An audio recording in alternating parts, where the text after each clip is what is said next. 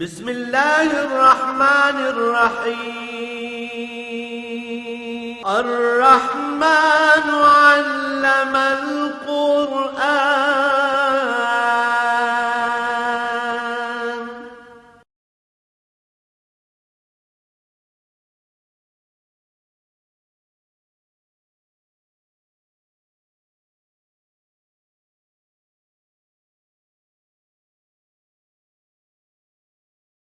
الحمد لله رب العالمين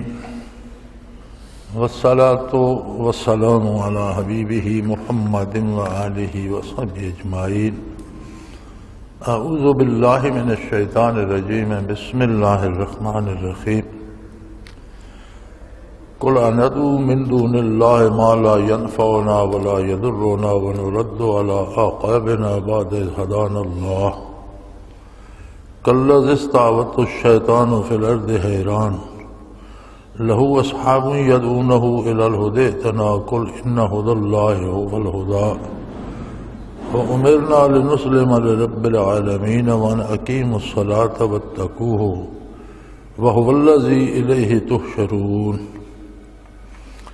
وهو الذي خلق السماوات والأرض بالحق ويوم يقول كن فيكون قوله الحق وله الملك يوم ينفخ في الصور عالم الغيب والشهادة وهو الحكيم الخبير. اللهم سبحانك لا علم لنا إلا ما علمتنا إنك أنت العليم الحكيم. مولاي صل وسلم دائما أبدا على حبيبك خير الخلق كلهم. ان آیات مبارکہ کا سادہ سا ترجمہ یہ ہے کہ فرما دیجئے کہ اللہ کے علاوہ کسی کو پکاروں جو نہ ہمیں نفع دے سکتا ہے نہ ہمارا کچھ بگاڑ سکتا ہے، اور اگر ہم ایسا کریں تو اس کا مطلب یہ ہوگا کہ ہم اپنے پاؤں پر الٹے پھر گئے اس کے بعد کہ جب اللہ نے ہمیں ہدایت دے دی. تو اس کی مثال تو ایسی ہوگی جیسے کسی کو شیطان یا جن نے پکڑ لیا ہو اور وہ ویرانوں میں پریشان پھر رہا ہو، حالانکہ اس کے دوست اسے آواز دے رہے ہوں سیدھے راستے کی طرف، لیکن اسے کچھ خبر نہ ہو. اور انہیں فرما دیجئے کہ ہدایت وہی ہے جو اللہ کی طرف سے ہے، اور ہمیں یہ حکم دیا گیا ہے کہ اللہ رب العالمین کی اطاعت کریں، اور یہ حکم دیا گیا ہے کہ ہم اپنی عبادات کو قائم کریں اور اللہ کریم کے ساتھ اپنا تعلق ذاتی استوار رکھیں، اس لیے کہ وہی ذات ہے جس کے پاس سب کو واپس جانا ہے، اور وہی ذات ہے جس نے آسمانوں کو پیدا فرمایا، زمین کو پیدا فرمایا حق کے ساتھ، بالحق، یعنی ہر ایک کام اپنے وقت پر اپنی مقدار کے مطابق، اپنی ضرورت، اپنی استطاعت کے مطابق بالکل پورے طریقے سے ہر چیز، ہر کام ہر وقت ہو رہا ہے ہر جگہ پر. وَيَوْمَ يَقُولُ كُن فَيَكُونُ، اور جب اس سے تباہ کر دے گا اور پھر حکم دے گا کہ ہو جا، تو سب کچھ پھر قائم ہو جائے گا، حشر قائم ہوگا. اس کا ارشاد حق ہے اور اسی کے لیے حکومت ہے، بادشاہت ہے. وَلَهُ الْمُلْكُ، بادشاہت اسی کی ہے. جس دن سور پھونکا جائے گا تو سب کو یقین ہو جائے گا جو دنیا میں اپنی بادشاہت کا اعلان کرتے ہیں یا انکار کرتے ہیں اللہ کی عظمت کا، انہیں بھی پتہ چل جائے گا، سب کے سامنے حقیقت واضح ہو جائے گی.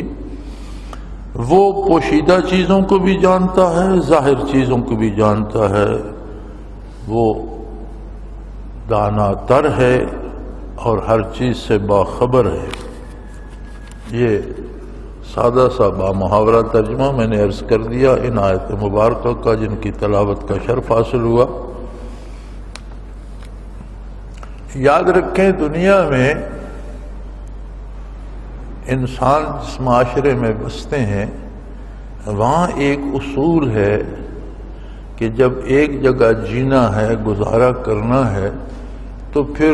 کچھ لو اور کچھ دو کے تحت گزارا ہوگا۔ ہر آدمی کی رائے حتمی نہیں ہو سکتی، کچھ لوگ ایک رائے پہ قائم ہیں، کچھ دوسری پہ قائم ہیں، تو پھر انہیں جب مل جل کر ایک شہر میں یا ایک ملک میں بحیثیت ایک قوم یا ایک ملک کے شہری کے رہنا ہے، تو پھر اپنے اپنے مطالبات میں کچھ نرمی لانا پڑے گی، اپنی باتوں میں کچھ تبدیلی لانا پڑے گی، کچھ اپنی منوا لو، کچھ دوسرے کی مان لو، تو اس طرح گزارا ہو جائے گا۔ معاشرے کا یہ ایک بہت بڑا اصول معاشرت ہے، لیکن فرمایا یہ دین میں اس کی کوئی گنجائش نہیں ہے۔ معاشرے میں دونوں طرف انسان ہوتے ہیں، دونوں سے غلطی کا امکان بھی ہے، دونوں کی رائے حتمی نہیں ہو سکتی، لہذا اس میں تو کچھ لو اور کچھ دو کا امکان ہے۔ لیکن جب معاملہ اللہ اور بندے کے درمیان آتا ہے تو اللہ کی رائے حق ہے، حتمی ہے، سچی ہے، پکی ہے۔ اگر غلطی ہے تو وہ انسان کی طرف ہے، اللہ کریم کی طرف نہیں۔ لہذا دین پہ سمجھوتا نہیں ہو سکتا۔ مشرکین مکہ نے یہ کوشش کی کہ آپ صلی اللہ علیہ وسلم کی بعثت سے پہلے بھی تو مدینہ مکہ مکرمہ میں بے شمار دین تھے، اور مکہ مکرمہ کی تاریخ پڑھی جائے تو اندازہ ہوتا ہے کہ کم و بیش دور و نزدیک کے ممالک میں جتنی طرح کے ادیان تھے وہ سارے مکہ مکرمہ میں بھی پائے جاتے تھے، چونکہ یہ لوگ سفر کرتے تھے مختلف دیار کا، مختلف ممالک کا، مختلف شہروں کا، تو کوئی کہیں سے کوئی دین لے آتا، کوئی کہیں سے کوئی مذہب اختیار کر کے لے آتا، تو وہاں سارے مل جل کر گزارا کرتے تھے۔ معاشرے کے اصول مل جل کر طے کر لیتے تھے، انصاف کا طریق آپس میں مل جل کے طے کر لیتے تھے، مذہب رہ جاتا تھا صرف پوجا پاٹ کا نام، کوئی بتوں کی پوجا کرتا، کوئی ستاروں کی، کوئی جنوں کی، کوئی جادوگروں کو پوجتا، کوئی آگ کو پوجتا، کوئی سورج کو پوجتا، کوئی فرشتوں کو پوجتا، جو کسی کا اپنا خیال تھا وہ کرتے رہتے تھے، لیکن معاشرتی نظام جو تھا وہ سب مل کر طے کر لیتے تھے۔ مشرکین مکہ آپ صلی اللہ علیہ وسلم کی خدمت عالی میں بھی حاضر ہوئے کہ پہلے بھی بہت سے دین ہیں، مل جل کر ہمارا گزارا ہو رہا ہے، آپ ایک نیا دین لے کر آ گئے، ٹھیک ہے، آپ اپنا جسے اللہ سمجھتے ہیں اس کی عبادت کریں، اپنے طریقے سے جس طرح چاہتے ہیں اس طرح سے عبادت کریں، لیکن جب ہمیں ایک شہر میں رہنا ہے تو ہماری جو معاشرت ہے، طریقے انصاف ہے، کاروبار کا طریقہ ہے، لین دین ہے، رشتہ داریاں ہیں، بیاہ شادیاں ہیں، یہ تو ہم مل جل کر کریں، اتنی رعایت اب کریں کہ آپ اپنے اللہ کی پوجا کریں، ہمارے بتوں سے آپ نہ چھیڑیں، ہمارے بتوں کو آپ غلط نہ کہیں، آپ اپنا کام کریں، ہم اپنا کرنے دیں، اور یہاں مل جل کر گزارا کریں۔ تو اللہ کریم نے اس کا جواب عطا فرمایا ان سے فرما دیجئے کہ اللہ کے علاوہ مجھے نہ تمہارے کسی بت سے کسی نفع کی امید ہے، نہ خود تم سے کسی نفع کی امید ہے۔ فرما دیجئے اندعو من دون اللہ ما لا ینفعنا، اللہ کو چھوڑ کر، اللہ کے احکام سے منہ موڑ کر کیا ہم ایسا کام کریں، ایسے لوگوں کی غلامی کریں، ان افراد سے مدد چاہیں جو خود محتاج ہیں، خود مخلوق ہیں، اپنے خود وجود کو قائم رکھنے میں محتاج ہیں، اپنی ذات میں محتاج ہیں، اپنی صحت برقرار نہیں رکھ سکتے، اپنا جو تم نے بت بنائے ہوئے انہیں کوئی توڑ دے یہ اس کا ہاتھ نہیں روک سکتے، تو ہم ہمارا بھلا کیا کریں گے جو اپنی حفاظت نہیں کر سکتا؟ یہ تو پتھر تھے، کسی نے ان پر تیشہ چلایا تو یہ بت بن گئے، اگر اسی پتھر کو دیوار میں لگا دیا جاتا تو وہ دیوار کا پتھر ہوتا، دروازے پہ گاڑ دیا جاتا، لوگ اوپر سے گزرتے رہتے، تراش کے تم نے بت بنا دیا۔ تو ان سے امید رکھنا فضول بات ہے، جو تم بات کر رہے ہو یہ اصولاً بھی عقل انسانی بھی اسے سمجھتی ہے کہ یہ فضول بات ہے، یہ کوئی کرنے کی نہیں ہے۔ یہاں ایک بات بڑی نازک سی بھی ہے اس آیہ کریمہ میں کہ یہ جو مجسمے ہیں، بت ہیں، پتھر کے ہوں، لکڑی کے ہوں، مٹی کے ہوں، یہ تو نظر آتے ہیں کہ ان کی پوجا تو نہیں کرنی چاہیے۔ ایک شرک کا انداز ہے جسے شرک خفی لکھتے ہیں علماء،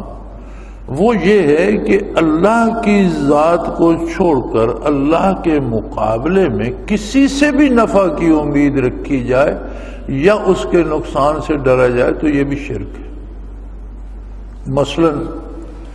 کہ اللہ کی اطاعت تو نہیں کرتا لیکن کسی حاکم کی اطاعت ضرور کرتا ہے کہ یہ مجھے نفع دے گا یا میں بات نہیں مانوں گا تو میرا نقصان ہو جائے گا۔ اللہ نے ایک چیز حرام کر دی ہے، وہ حاکم کے کہنے پر اس پر عمل کرتا ہے تو یہ بھی شرک ہوگا۔ یہ جو ہم پورے ملک میں مسلمان بڑے دھڑلے سے سود کھا رہے ہیں، بینکوں سے، ڈاکخانوں سے، بلکہ یہاں میں نے دیکھے لوگ بینک میں شرح سود کم ہے، ڈاکخانے میں زیادہ ہے۔ سنی بات ہے، اللہ پناہ دے، تو سنی بات ہے تو لوگ بینک سے پیسے لے کر ڈاکخانے میں جمع کرتے ہیں، وہاں شرح سود زیادہ ہے۔ اب پوچھا جائے سود کیوں کھا؟ بھائی نظام ہے، حکومت کا ہے، ہم نظام تو نہیں بدل سکتے، جو نظام ہے ملک میں ہمیں اسی کے مطابق رہنا ہے۔ لیکن جو سود نہیں کھاتے کیا وہ ملک چھوڑ کر چلے گئے؟ ان کا گزارا نہیں ہو رہا؟ ایسے بھی تو اللہ کے بندے ہیں جو کبھی نہ بینک سے سود لیتے ہیں نہ ڈاکخانے سے لیتے ہیں، ان کو بھی اللہ روزی دے رہا ہے اور اچھی دے رہا ہے، ان کا گزارا بھی تو ہو رہا ہے۔ تو یہ صرف یہ نہیں کہ سود حرام ہے اور وہ حرام کھا رہے ہیں، نہیں،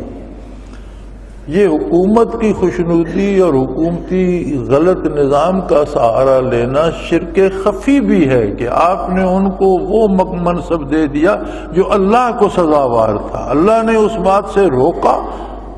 آپ نے کسی کے کہنے پر اس بات کو اختیار کیا تو اس کا حرام ہونا اپنی جگہ، لیکن اس کے ساتھ یہ ایمان میں خلل بھی لائے گا، شرک بھی ہوگا۔ تو یہی جواب اللہ نے فرمایا کہ میرے حبیب انہیں یہ کہہ دیجئے کہ تم تو ما سوی اللہ سے، اللہ کے علاوہ غیروں سے نفع نقصان کی امید رکھتے ہو اور ہمیں یہ دعوت دیتے ہو کہ ہم بھی اس میں تمہارا ساتھ دیں اور ان سے نفع کی امید رکھیں جو نہ ہمارا کوئی سنوار سکتے ہیں نہ بگاڑ سکتے ہیں، جو خود مخلوق ہیں، اپنے وجود کو قائم نہیں رکھ سکتے۔ پتھر کا بت ہے، توڑ دو ٹکڑے ٹکڑے ہو جائے گا، لکڑی کا ہے آگ لگا دو جل جائے گا، مٹی کا ہے ٹوٹ جائے گا، اپنا وجود قائم نہیں رکھ سکتا۔ تو اس کا مطلب تو یہ ہوگا کہ جب اللہ کریم نے ہمیں اپنی توحید سے آشنا کیا اور ہدایت کے رستے پہ چلنے کی توفیق دی تو ہم الٹے پاؤں لوٹ جائیں اس کے بعد کہ اللہ نے ہمیں ہدایت دی یہ کیسے ممکن ہے؟ یہ تو مثال ایسی ہوگی اگر کوئی دین برحق کو، اسلام کو چھوڑ کر کافرانہ احکام پہ عمل کرتا ہے اور یہ امید رکھتا ہے کہ اس سے مجھے بڑا فائدہ ہوگا، تو بڑی زیادتی کی بات ہے۔ فرمایا یہ تو ایسی بات ہے جیسے کسی کو شیطان نے یا جن نے پکڑ لیا ہو اور وہ پاگل ہو گیا ہو اور ویرانے میں دھکے کھاتا پھرتا ہو، اسے اپنے نفع نقصان کا ہوش ہی نہ ہو، یہ تو کوئی ایسی مثال بن جائے گی۔ اللہ ہدایت نصیب کرے تو بندہ گمراہی کی طرف کیوں جائے؟ اور پھر اسے اس کے کچھ دوست سیدھے راستے کی طرف بلاتے بھی رہے تو چونکہ اس شیطان نے یا جن نے اس کا دماغ مختل کر دیا ہے، اس کے حواس مختل کر دیے ہیں، اسے بھلے برے کا ہوش ہی نہیں رہا، تو وہ ہدایت کی طرف یا رستے کی طرف کیسے آئے گا؟ اس کے تو راہ پر آنے کی امید ہی نہیں ہے۔ آپ انہیں فرما دیجئے قل ان ھدی اللہ ھو الھدی، سیدھا راستہ وہی ہے جو اللہ کریم نے متعین کر دیا۔ اور یہ بڑے مزے کی بات ہے، یہ باتیں بڑی نازک بھی ہیں، لطیف بھی ہیں، سمجھنے کی ضرورت ہے۔ ہم سمجھتے ہیں ہم نبی صلی اللہ علیہ وسلم پر ایمان لائے، الحمدللہ اللہ یہ ہمارا ایمان قبول فرمائے اور ہمیں حضور کی امت میں شمار فرمائے، دنیا میں آخرت میں۔ لیکن سوچنے کی بات یہ ہے کہ جب ہم اللہ کے ساتھ شرک کرتے ہیں، اللہ پناہ دے، اللہ کے ساتھ شرک یہ ہوتا ہے کہ اللہ کے مقابلے میں کسی دوسرے کو نفع پہنچانے والا یا نقصان پہنچانے والا مانا جائے، اور اس کی صورت یہ بنتی ہے کہ کسی کی رضامندی کے لیے اللہ کی اطاعت چھوڑ دی جائے، اللہ کی نافرمانی کی جائے کسی دوسرے کو راضی کرنے کے لیے، اس امید پر کہ اس سے مجھے نفع ہوگا یا بات نہیں مانوں گا تو نقصان ہوگا، تو یہ شرک ہے۔ جو شرک کرتا ہے اس کا یہ دعویٰ رہ جاتا ہے میں محمد رسول اللہ کو مانتا ہوں، حقیقتاً وہ مانتا نہیں، اس کا ایمان بالرسالت بھی ختم ہو جاتا ہے۔ یعنی جس نے توحید باری کو نہیں مانا اس نے محمد رسول اللہ کو بھی نہیں مانا، چونکہ آپ کی بعثت ہوئی ہی اللہ کی ذات اور صفات سے مخلوق کو آگاہ کرنے کے لیے، تو جو بنیادی بات ہے اس سے جو پھر گیا وہ امت میں کہاں رہا، اس نے رسول صلی اللہ علیہ وسلم کو کب مانا؟ یہ بڑا نازک سا رشتہ ہے بندے کا اپنے رسول صلی اللہ علیہ وسلم کے ساتھ اور اپنے اللہ کے ساتھ، یہ اتنا مضبوط ہے کہ دنیا کی کوئی طاقت اسے نہیں توڑ سکتی، لیکن اتنا نازک ہے کہ بندے کا اپنا احساس و شعور اسے پل بھر میں توڑ دیتا۔ ذرا سی آمیزہ شاہی اللہ کو تو کسی کی احتیاج نہیں ہے، اسے تو کوئی ضرورت نہیں، سارے لوگ اس کی عظمت کے گن گاتے رہیں اس کی شان بڑھ نہیں جائے گی، سارے اس کا انکار کر دیں اس کی شان کم نہیں ہو جائے گی، جو بھی نتیجہ آئے گا وہ بندے پر آئے گا، مانے گا تو عزت پائے گا، انکار کرے گا تو ذلت اٹھائے گا، اثر جو بھی آئے گا وہ بندے پر آئے گا۔ اللہ کریم تو مخلوق سے بے نیاز ہے، وہ تو کسی کا محتاج نہیں، اس کی شان تو جو ہے وہ ہے۔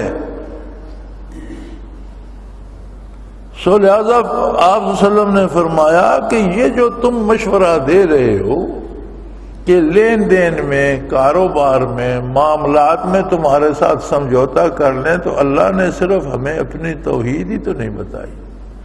اس نے تو ہمیں زندگی کا پورا نصاب دیا ہے، اور یہی عبادت ہے، صرف نماز عبادت نہیں ہے، صرف روزہ رکھنا عبادت نہیں، حقیقی عبادت یہ ہے کہ روزمرہ کے امور میں اللہ کی اطاعت کی جائے۔ یہ تو جو اللہ نے صلاۃ عطا کر دی، یہ تو اس کا احسان ہے، رمضان عطا کر دیا یہ اس کا احسان ہے، نوافل پڑھنے کی توفیق ہوئی، روزہ رکھنے کی، یہ حج کرنے کی، یہ اس کا احسان ہے۔ یہ عبادات ہوتی ہیں، ان کا ثمر اور نتیجہ یہ ہوتا ہے کہ اللہ سے تعلق مضبوط ہوتا ہے۔ اب اس تعلق کا پتہ چلتا ہے میدان عمل میں، کہ میدان عمل میں ہم اللہ کی اطاعت کرتے ہیں یا نافرمانی کرتے ہیں۔ جیسے قرآن کریم میں ارشاد ہے ان الصلاۃ تنہا عن الفحشاء والمنکر، بے شک صلاۃ جو ہے جسے ہم نماز کہتے ہیں، میں اس سے اعراض کرتا ہوں، یہ غلط العام ہو گیا ہے، یہ اصل صلاۃ ہے، اسے نماز کہنا نہیں چاہیے، چونکہ نماز آتش پرست جو آگ کی پوجا کرتے تھے فارسی میں، اسے پرشین میں یا ایران میں تھے، اسے نماز کہا کرتے تھے، جو عبادت آتش پرست آگ کی کرتے تھے اس عبادت کو نماز کہا کرتے تھے۔ ہمارے ہاں اردو میں جب ترجمہ ہوا تو صلاۃ کا ترجمہ نماز سے کر دیا گیا، اور یہ غلط العام ہو گیا، میں اس سے اجتناب کرنے کی کوشش کرتا ہوں، کیونکہ میرے ذہن میں وہ مفہوم ہے جن کو نہیں پتہ اللہ سب کو معاف کرے۔ تو فرمایا کہ یہ تو اللہ کا احسان ہے کہ عبادات کا حکم دیا، عبادات اللہ سے تعلق کو مضبوط کر، اس تعلق کا پتہ میدان عمل میں چلتا ہے، جیسے فرمایا کہ صلاۃ برائی اور بے حیائی سے روک دیتی ہے، یعنی اللہ سے اتنا تعلق بن جاتا ہے کہ عام زندگی میں بے حیائی کرنے سے بندہ رک جاتا ہے، برائی کرنے سے رک جاتا ہے، اسے پتا ہے ہر وقت میرا اللہ میرے ساتھ ہے، مجھے دیکھ رہا ہے۔ یہ نہیں کہ لوگوں کے سامنے برائی نہ کروں، خلوت میں کر لوں، نہیں، اسے ہر جگہ حضور حق نصیب ہوتا ہے، وہ برائی سے رک جاتا ہے۔ تو عبادات کا حاصل ہے کہ عملی زندگی میں، لین دین میں، بول چال میں، تعلقات میں، دوستی دشمنی میں، شادی بیاہ میں، ہر معاملے میں اللہ کی اطاعت نصیب ہو جائے۔ نبی کریم صلی اللہ علیہ وسلم نے فرمایا کہ مومن بیوی بچوں کو جو کھانا کھلاتا ہے وہ بھی اس کا صدقہ شمار ہوتا ہے، وہ راہ حق میں خرچ کر رہا ہے۔ عرض کی کہ یا رسول اللہ، جب کوئی بندہ نکاح کرتا ہے تو شرعاً بیوی کا نان و نفقہ اور بچوں کا نان و نفقہ تو اس پہ واجب ہو جاتا ہے، تو یہ اس کی صدقہ کیسے ہو گیا؟ فرمایا تو اللہ کی اطاعت کرنا ہی عبادت ہے نا، اللہ کی راہ میں خرچ کرنا ہی صدقہ ہے، اور اللہ نے اسے حکم دیا کہ بیوی بچوں کا نان نفقہ تمہارے ذمہ ہے، تو جب اس کی تعمیل ارشاد کرتا ہے تو عبادت تو ہو گئی۔ ہر کام یا اللہ کی عبادت ہے یا اللہ کی نافرمانی۔ زندگی کا ہر کام، اصل بات چھوٹی چھوٹی باتوں سے شروع ہو کر بڑی باتوں تک جاتی ہے، جس سے ہم کچھ نہیں نہ سمجھتے کہ میں نے نماز پڑھ لی، میں عمرہ کر آیا ہوں، پچھلے گناہ معاف ہو گئے، اگلے آ کے پھر شروع کر دیے۔ اس طرح بات نہیں چلتی، اس طرح گناہ معاف نہیں ہوتے۔ گناہ معاف ہوتے ہیں، نبی کریم صلی اللہ علیہ وسلم نے فرمایا کہ اللہ نے بہت مہربانی کی میری امت پر کہ کوئی زندگی بھر غلط کرتا رہا، جب بھی اسے احساس ہوا اس نے توبہ کی، اللہ سارے گناہ معاف کر دیتا ہے۔ لیکن توبہ کیا ہے؟ رسالہ کشیریہ میں بہت لمبا سا باب ہے توبہ کا، اور اس میں بڑی خوبصورت بحثیں ہیں، جس کا حاصل یہ ہے کہ توبہ کا مطلب یہ ہے کہ ایک تو اس کے دل میں جو کچھ کر چکا ہے اس کے متعلق ندامت آ جائے، اس کے قلب میں وہ شرمندگی آ جائے کہ میں نے آج تک جو کچھ غلط کیا بہت زیادتی کی۔ دوسرا، وہ عہد کر لے کہ آئندہ میں کوئی ایسا گناہ جس سے توبہ کر رہا ہوں یہ کام آئندہ زندگی میں نہیں کروں گا، اور اس پر کاربند ہو جائے، یہ توبہ ہے۔ یہ توبہ نہیں ہے کہ چلو عمرہ کر کے آ جاتے ہیں، پچھلے گناہ معاف ہو گئے، نئے شروع کر دیے، یہ توبہ نہیں ہے۔ نبی صلی اللہ علیہ وسلم کا ارشاد ہے، فرمایا الندم توبہ، توبہ اس ندامت کا نام ہے جو کسی کے دل میں جا گزی ہو جائے کہ میں نے جہاں جہاں اللہ و اللہ کے رسول صلی اللہ علیہ وسلم کی نافرمانی کی، میں نے بہت برا کیا، اسے شرمندگی ہو، اپنے آپ سے شرمندگی ہو کہ ایک عاجز مخلوق ہو کر میں ایک جو کبھی نہیں تھا، اللہ نے مجھے ایک قطرے سے بندہ بنا دیا، انسان بنا دیا، خون سے، گوشت سے، ہڈیوں سے، چمڑے سے،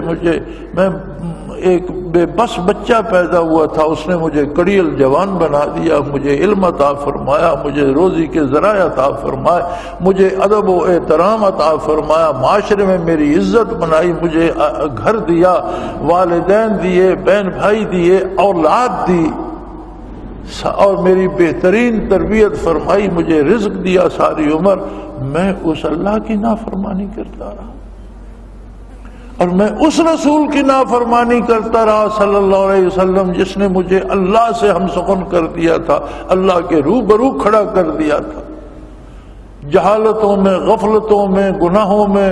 آلودہ زندگی سے اٹھا کر مجھے اللہ کے حضور کھڑا کر دیا، اور فرمایا نمازی کے آگے سے نہ گزرو، فَإِنَّهُ يُنَاجِي رَبَّهُ، وہ اپنے رب سے سرگوشیاں کر رہا ہے۔ کر دیا ہم سخن بندوں کو خدا سے تو نے، جس نے مجھے معبود برحق کے روبرو کر دیا، اور میں اپنی گزارشات ایک عاجز آدمی ہو کر براہ راست رب العالمین سے کر رہا ہوں، پھر میں اس کی نافرمانی کرتا رہا۔ تو یہ صرف نماز روزے پہ بات نہیں رکتی، بات عملی زندگی کی ہے۔ نماز روزے سے تو مشرکین مکہ بھی روکنے نہیں آئے تھے کہ آپ صلاۃ نہ ادا کریں یا روزہ نہ رکھیں یا اپنے اللہ کی، وہ کہتے تھے آپ اپنے اللہ کو مانو جس طرح کی عبادت چاہتے ہو کرو، جس طرح کی ہم کرتے ہیں کرتے رہیں، ہمارے معبودوں کو غلط نہ کہو، ہمارے طریقے عبادت کو غلط نہ کہو،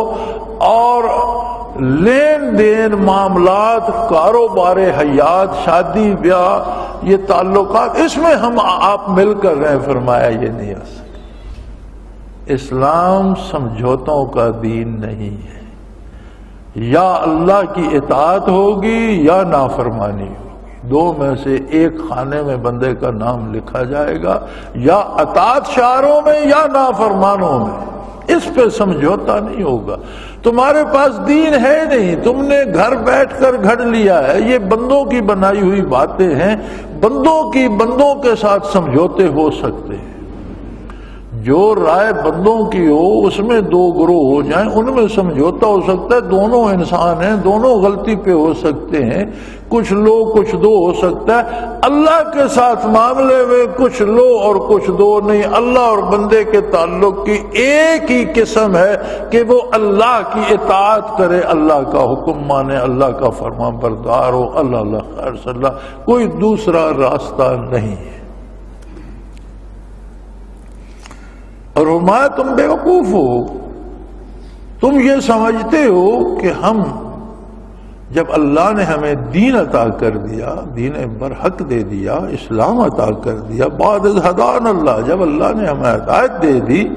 تو پھر ہم تمہارے ساتھ سمجھوتے کریں گے۔ یہ تو وہی بات ہے جیسے کسی کو جن یا شیطان پکڑ کر پاگل کر دے، وہ جنگل میں ویرانے میں نکل جائے، جھاڑیوں میں الجھتا پھرتا ہو، کپڑے پھٹ جائے، وجود زخمی ہو جائے، اور اسے لوگ بلاتے رہیں کہ بھئی اس طرف آ جاؤ، سلامتی ادھر ہے، راستہ یہاں ہے، ہم سڑک پہ کھڑے ہیں، لیکن اسے ہوش ہی کوئی نہ ہو اور ویرانے میں دھکے کھا رہا ہو۔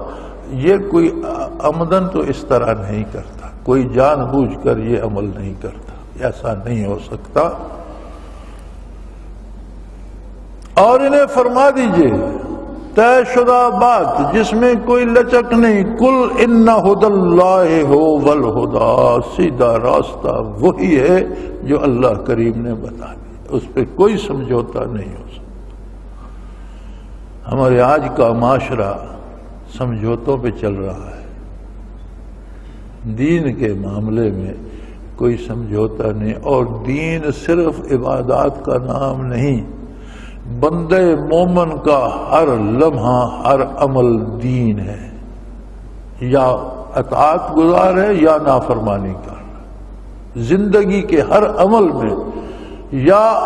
اللہ و اللہ کے رسول کی اطاعت کرتا ہے یا نافرمانی کرتا ہے۔ ایک بزرگ سے نے کسی پوچھا تھا کہ حضرت مجھے کوئی نصیحت فرمائے، انہوں نے فرمایا میں کیا نصیحت کروں گا، تم اپنے لیے خود ناصح بن جاؤ۔ حضرت کیسے؟ فرمایا ایک دن صبح اٹھو تو ایک کاپی اور قلم لے لو، جاگنے سے لے کر سونے تک جو جملہ منہ سے نکلے وہ لکھ لو، جو کام کرو وہ لکھتے جاؤ۔ رات کو سوتے وقت اس پر نظر دوڑا لینا کہ تم نے ایک عاجز بندہ ہو کر کتنے کلمات حق کہے اور کتنا باطل منہ سے نکالا، کتنے کام اتباع رسالت میں کیے اور کتنے کام حضور کے احکام کے خلاف کیے، تمہیں خود سمجھ آ جائے گا کہ تم کہاں کھڑے۔ میری نصیحت کیا کرے،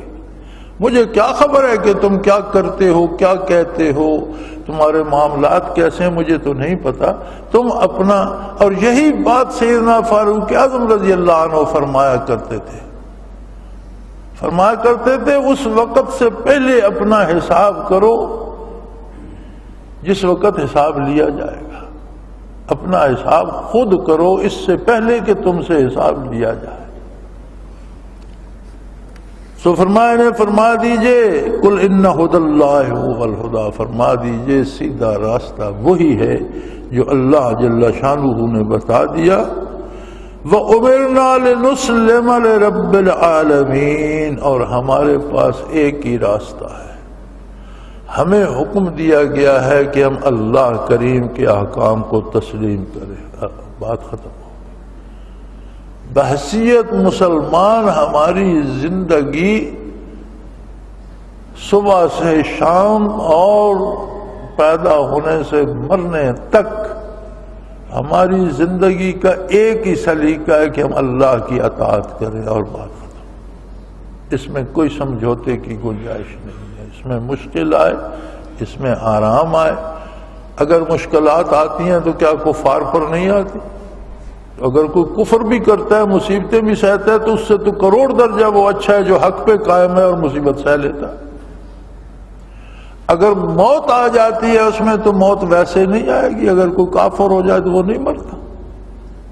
اگر کوئی کافر ہو جائے تو وہ بیمار نہیں ہوتا، اگر کوئی کافر ہو جائے تو اس پر دنیا کے آلام اور سختیاں اور مصیبتیں نہیں آتی۔ تو کافر ہو کر مصیبتیں بھگتنے سے اگر دین کی راہ میں مصیبتیں ہیں تو یہ تو قرب الہی کا سبب بنے گی، خطا کی معافی کا سبب بنے گی، اللہ کریم اس میں ان کا اجر عطا فرمائیں گے۔ اگر کوئی مارا جائے گا تو شہید کہلائے گا۔ سو فرمایا ہمیں یہ حکم دیا گیا ہے لنسلم لرب العالمین، کائنات کا جو پروردگار پالنہار ہے ہم اس کی بات مانیں۔ ہمارے لیے صرف زندگی کا ایک راستہ ہے، کوئی دوسرا راستہ بحیثیت مسلمان ہمارے پاس نہیں ہے۔ وَأَقِیمُوا الصَّلَاةَ وَاتَّقُوهُ، اور ہمیں یہ حکم دیا گیا کہ ہم اللہ کی عبادات کو قائم کریں۔ اقامت صلاۃ یہ ہوتی ہے کہ نہ صرف آپ صلاۃ ادا کریں بلکہ آپ کے تو فعل صلاۃ کا نظام قائم ہو، لوگ آپ سے صلاۃ سیکھیں، لوگ آپ سے اس کے فضائل سمجھیں، اور لوگ آپ کے ساتھ بے شمار لوگ اللہ کی بارگاہ میں جھکیں۔ یہ ہوتی ہے اقامت صلاۃ۔ اپنی صلاۃ ادا کر لینا تو مشکل نہیں ہے، پورے صلاۃ کے نظام کو متعارف کرانا یہ ہر مسلمان کی ذمہ داری ہے۔ یہ صرف تبلیغی جماعت پہ فرض نہیں ہے کہ وہ بتاتے رہیں، ہم میں سے ہر ایک پہ واجب ہے کہ جہاں تک اس کی بات سنی جاتی ہے، گھر میں صحیح، بیوی بچوں میں صحیح، ارشاد ہے رسول اللہ صلی اللہ علیہ وسلم کا کلکم رائن وَكُلُّكُمْ مَسْئُولٌ عَنْ رَعِيَّتِهِ، او کما قال رسول اللہ صلی اللہ علیہ وسلم، کہ تم میں سے ہر بندہ ایک درجہ اختیار رکھتا ہے، حکمران ہے، رائن بادشاہ ہے، رائی ہے، اور نہیں تو اپنے بچوں پر تو اس کا اختیار ہے۔ تو جس حد تک اس کا اختیار ہے اس کے بارے بھی اسے جواب دینا پڑے گا، صرف اپنے عبادات کا نہیں جو اس کے دائرے اختیار میں ہے۔ کیا بچوں کو اس نے صلاۃ سکھائی، حلال حرام بتایا، اللہ کی عظمت سے آشنا کیا، نبی کی صداقت کے دلائل بچوں کو سکھائے، بیوی بچوں کو بھی حلال حرام، نیک بد، اچھے برے کی تربیت کی اور کوشش کی کہ وہ بھی اللہ کی اطاعت کرے۔ فرمایا یہ بھی تم سے حساب لیا ہے، جو تمہاری ذمہ داری میں ہے اس کے بارے اس سے بھی پوچھا جائے گا۔ اور ہمیں یہ حکم دیا گیا کہ اللہ کی عبادت کریں، واتقوہ، عبادت سے تقوی نصیب ہوتا ہے، تقوی حاصل کریں۔ تقوی کا مفہوم ہمارے یہاں بھی اس قرآن حکیم میں لکھا ہوا واتقوہ، اور اس سے ڈرو۔ ہمارے یہاں کتابوں میں تراجم میں تقوی کا مطلب ڈر لکھ دیتے ہیں، لیکن ڈر کی بہت سی قسمیں ہوتی ہیں۔ آدمی دشمنوں سے ڈرتا ہے، یہ بھی ایک ڈر ہے، کسی موذی جانور سے ڈرتا ہے، یہ بھی ایک ڈر ہے، گندا پانی نہیں پیتا، بیماری سے ڈر ہوتا ہے کہ اس میں تو بڑے ہیں جراثیم ہے، بیمار ہو جاؤں گا، چور کا ڈر ہوتا ہے، ڈاکو کا ڈر ہوتا ہے، یہ سارے ڈر ہیں۔ ایک اور ڈر بھی ہوتا ہے، ایک ڈر ہوتا ہے تعلقات کے ٹوٹنے کا، ہمارا کسی کے ساتھ بڑا قریبی رشتہ ہے، بڑا محبت ہے، اس سے پیار ہے، بھائی ہے، باپ ہے، دوست ہے، اب وہ امریکہ میں بیٹھے، ہم یہاں بیٹھے، چلو اور نہ سے ایک ہی مثال لے لو، الیکشن آ جاتا ہے جی، ایک پارٹی آ جاتی ہے، ووٹ مجھے دو، تمہارے گھر کے 20-25 افراد ہیں جی، یہ 20-25 ووٹ ہمیں، دوسری پارٹی آ جاتی ہے، بندہ سوچتا ہے، پھر وہ کہتا ہے یار میرا بھائی ہوتا ہے امریکہ میں، برطانیہ میں، مشرق وسطیٰ میں، جاپان میں اس سے بات کروں گا، میں اس کی ناراضگی نہیں اٹھا سکتا۔ میں ایسا کام نہیں کروں گا کہ وہ مجھ سے ناراض ہو جائے، میں اس سے بات کروں گا، اس نے جدھر کہہ دیا ادھر دے دوں گا۔ یہ اندیشہ ہوتا ہے تعلقات کے ٹوٹنے کا۔ تقویٰ وہ تعلق ہے جو بندے کا اللہ کے ساتھ ہو جائے اور بندہ یہ سوچے کہ اگر یہ کام میں نے کیا تو کہیں میرا اللہ سے تعلق جو ہے اس پہ کوئی خلل تو نہیں آئے گا۔ اس تقوی کو ڈر کہتے ہیں، یعنی ڈر کی یہ قسم کہ رب العالمین سے ایسا تعلق بن جائے کہ بندہ بات کرتے ہوئے بھی رک جائے کہ میں کون سا لفظ منہ سے نکالنے لگا ہوں، اس سے اللہ کریم خفا تو نہیں ہو جائیں گے۔ کام کرتے ہوئے بھی یہ سوچے کہ جو میں کرنے چلا ہوں اس سے اللہ کریم ناراض تو نہیں ہو جائیں گے۔ یہ حاصل ہے عبادات کا۔ سو فرمایا کہ ہمیں حکم دیا گیا ہے کہ اقیم الصلاۃ، صلاۃ کو قائم کرو،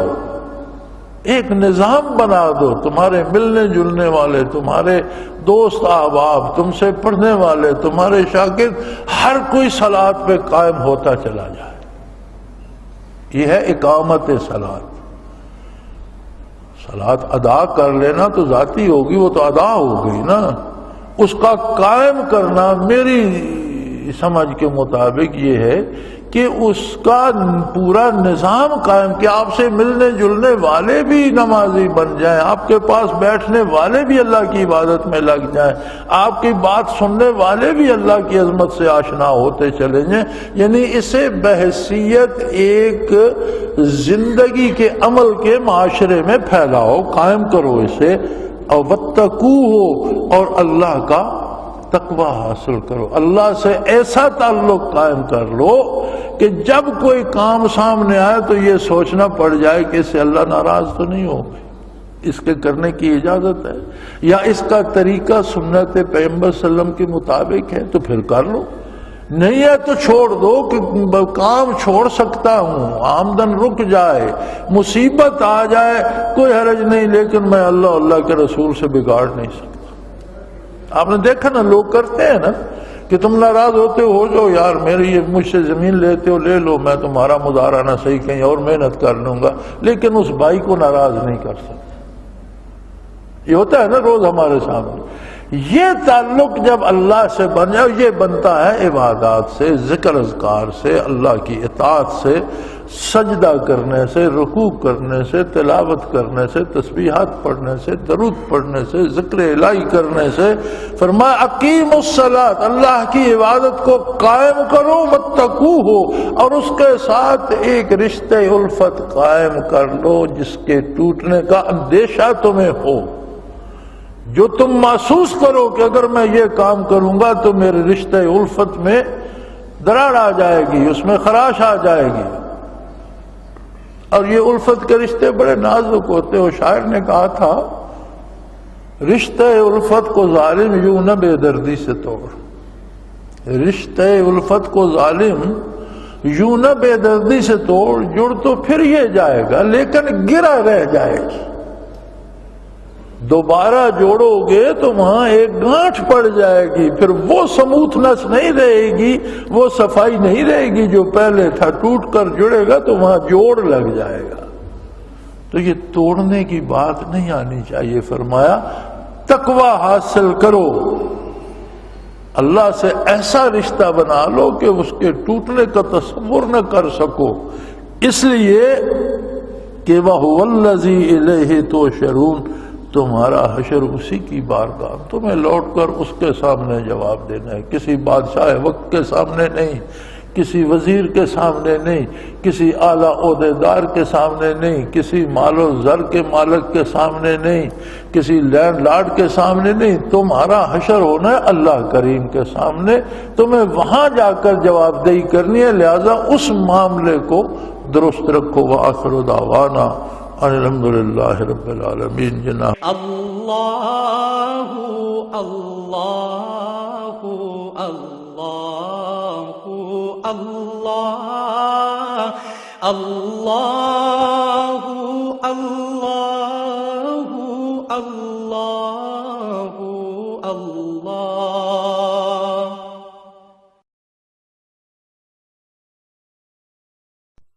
حضرت امیر محمد اکرم آوان مد ذلہ العالی دارالعرفان منارہ ضلع چکوال میں سالہ سال سے قرآن و حدیث کے اوپر خطابات کر رہے ہیں اور سلسلہ نقشبندیہ اویسیہ کے مطابق لوگوں کو ذکر الہی کی تربیت دے رہے ہیں۔ وہ قرآن پاک کی تفسیر ترتیب وار بیان کر رہے ہیں۔ تفسیر قرآن کو وہ موجودہ ملکی اور بین الاقوامی حالات کے مطابق بیان کرتے ہیں۔ موٹر وے سے کلر کہار کے انٹرچینج سے نکلتے ہوئے